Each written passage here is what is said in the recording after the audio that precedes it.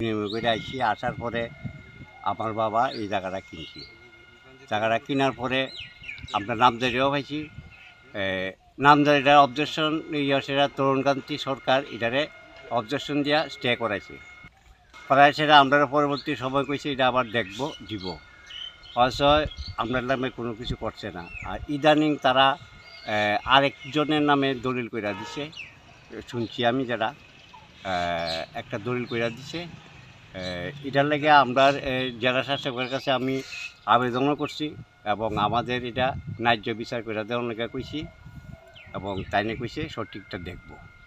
এটা করছে করিম আর বিল্লাল মিয়া না নামটা ঠিক খেয়াল নাই। বিল্লাল হোসেন আর করিম মিয়া এই ধরনের এইটি করছে আর কি। আপনার জায়গাটা তারা বাড়ি এখানে আছে, এই জায়গার পাশেই আর বাড়ি তারা করছে এটা। আমি চাইতেছি আমার জায়গাটা সঠিকভাবে আমি যেটা প্রয়োগ করছি বা ইয়ে করছি দলিলপত্র আছে আমার এটা দিয়ে আমার নামদারি দেওয়া হোক, আমার জায়গাটা আমার যাতে পাইতে পারি এটা আমি আবেদন।